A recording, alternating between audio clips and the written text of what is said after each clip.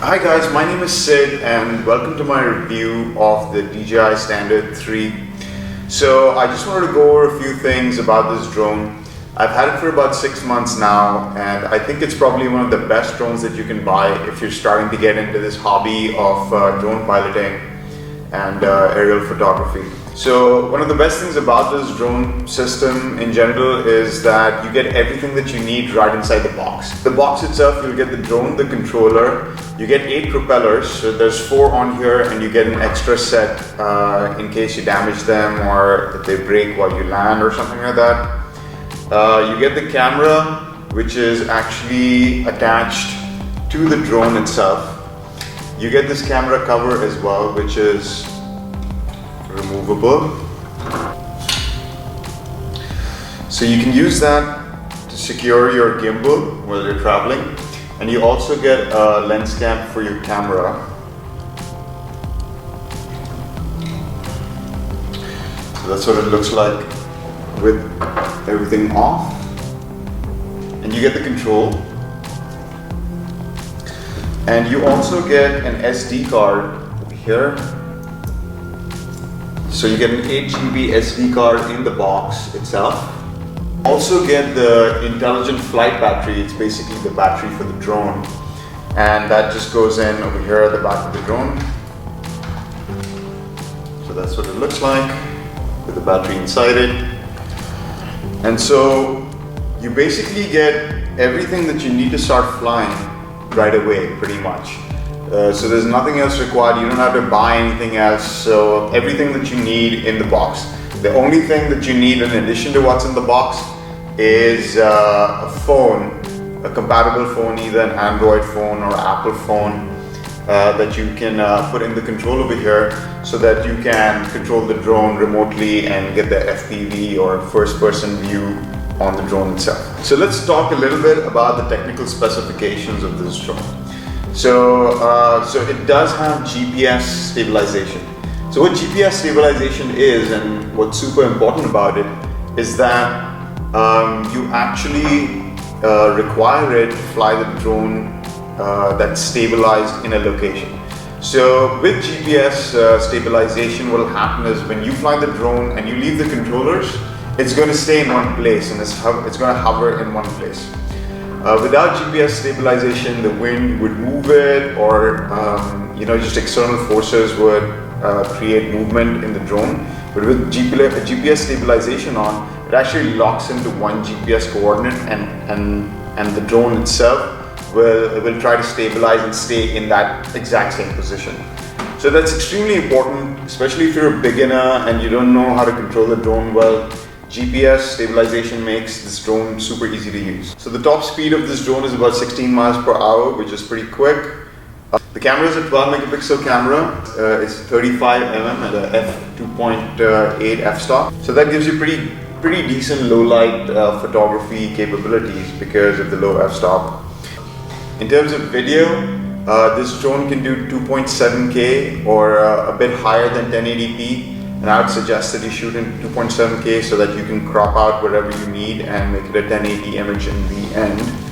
And it'll do 2.7K at 30 frames per second. If you want to do slow motion photography, it can even do 720p at 60 frames a second. So you'll get some pretty cool slow motion photography. The remote has a range of about 1 kilometer or 1,000 meters, and that's if it's unobstructed. But with an obstructed range of about 500 meters, it'll also go up to 400 feet high.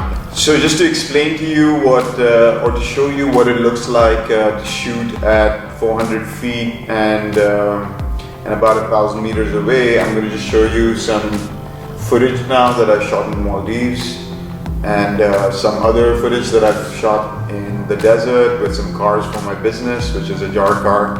I'm going to leave a link in the description to my other YouTube channel for a jar car where you guys can see the videos and stuff that I've shot using this drone.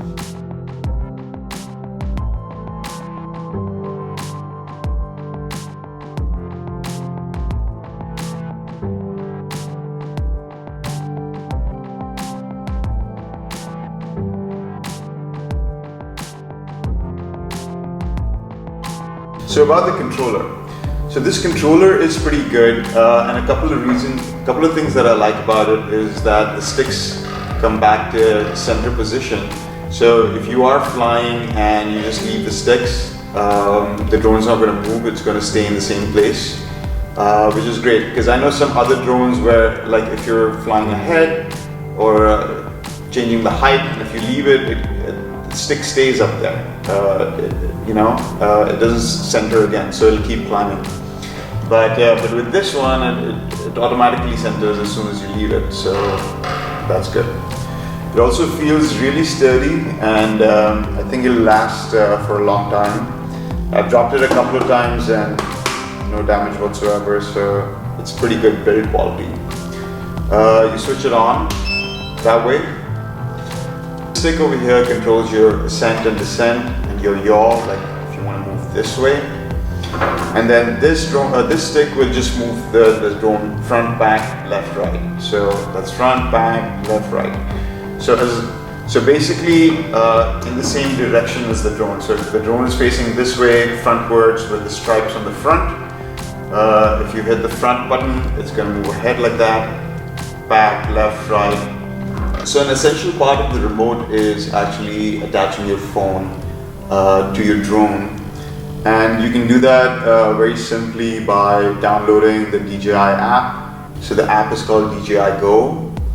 And so you need to initially set it up with this drone. This drone is already configured. So let me just quickly show you how to put it on. So in case you've never switched on a Dji drone before, here's the power button on the battery itself. You press it and then you press it again. And that's it. Now the drone is on. And you can see now the gimbal is stabilizing the camera. What that does is when the gimbal stabilizes the camera, you get really smooth panning shots, which look amazing in the sky. It's just fantastic. So essentially what happens is when you switch on the remote control, it creates a Wi-Fi network for the drone. So once you connect to the Wi-Fi, you just open the app and you will see a live camera connection on the drone. So here you guys can see my setup. This is the camera I'm recording on. So the app actually lets you control the drone in many ways. So you can record, start recording. You can choose to take a picture or take a video. The drone has some inbuilt capabilities which are very cool, like follow me and point of interest. Or you can even set a waypoint based on GPS locations. So point of interest is a very interesting one. You can actually take the drone and hover it right above some point of interest where you want to do a 360. And what it'll do is it'll record that GPS coordinate, and then you fly out about 10 feet, I think there's a minimum required, and then you just hit the button and then the drone will automatically rotate around that point of view and give you a very like cinematic looking 360 video aerially, which is very cool. And the app has a lot of customization. You can see your exact height, distance from yourself, battery life, everything that you need to know while you're flying. So now let me just talk about a little bit about my personal experience with this drone. So I bought it about 6 months ago and it's been amazing. Like honestly, I'm super impressed with the build quality. This does not feel like a toy, it's actually an aircraft, and it's very sturdy as well. I've actually crashed it a couple of times. When I was in the Maldives, I was actually flying in pretty heavy winds, and it wasn't the drone's fault, it was totally my fault. I hadn't enabled the GPS on this drone at that time, so I didn't have GPS stabilization, and I kind of went and crashed into a tree. Absolutely my fault. It just broke one propeller and I was able to replace it, and the drone's flying perfectly now. The battery life lasts for about 20 minutes of flight time, but in my experience, I think that's plenty because I generally don't tend to fly for more than 20 minutes, considering I can't go too far.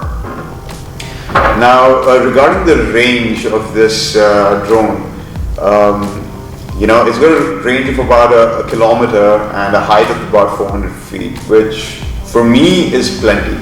Now, I know a lot of people would be like that, like drones are all about distance, and the thing is that as a hobbyist drone pilot, it's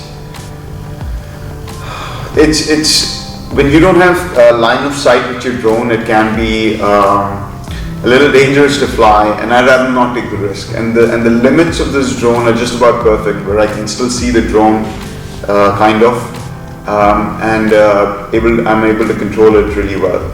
Now, the newer drones like the Mavic Pro and stuff can fly for about 7 kilometers, and they're much faster, and they can do 4K and things like that. But it's also double the price of this. So, okay, let's talk about price. So this drone is selling right now for $500, and I got it in Dubai for about 2,000 dirhams. I think that's an amazing price for what you get, considering everything is in the box itself, and you don't need to buy anything more. For that price, you're getting a very capable drone. You're getting amazing photography, amazing quality, great control. It's just a fantastic starter drone. Like, I couldn't recommend it more. The next step above this is the Dji Phantom 3 Advanced, and that has a 4K camera, and it also has a longer flight distance, but it's going to be about $200 more. The next step after that now is the Mavic Pro, which is something I'm very, very tempted to get because of its portability.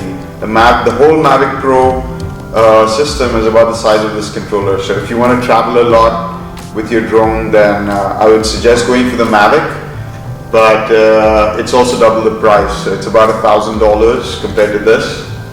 And if you're a first-time drone pilot and you're just trying to get into this hobby, spending $1,000, you are going to crash your drone. There is going to be a time where you land it wrong, or it falls over, or something happens. New to this hobby, and you're just figuring out how to fly these things. This is a great drone to go for because of its price range. It is $500. It's expensive, but it's better to lose this than to lose a $1,000 Mavic Pro or a $1,300 Dji Phantom 4. So one thing this drone does not have is obstacle avoidance, and what that is basically the newer drones, when they fly, they have a sensor in the front where they can tell that there's going to be an imminent crash, and it'll fly around it. So this drone doesn't have that. If you try to fly into a wall, it's going to hit that wall, which is one downside of this drone. Apart from that, it is a bit bulky compared to the newer drones now. So carrying it and traveling with it is a bit of a pain. Here are some things I would recommend to buy in addition to the drone itself when you're buying it, because you kind of need these things if you want to travel and stuff. So here are actually the prop cards for this drone, and this came to about $50 extra. And what this does is it actually attaches like this at the bottom of your propeller, and it'll prevent your propeller from hitting a wall or a tree or something like that. So it's really good if you want some added protection. So even if you do crash into a wall, these prop guards are definitely going to help you out. Other thing I would recommend you get is a case. Something like this. This is not the official DJI case. The official DJI case costs like $200, which I think is ridiculous.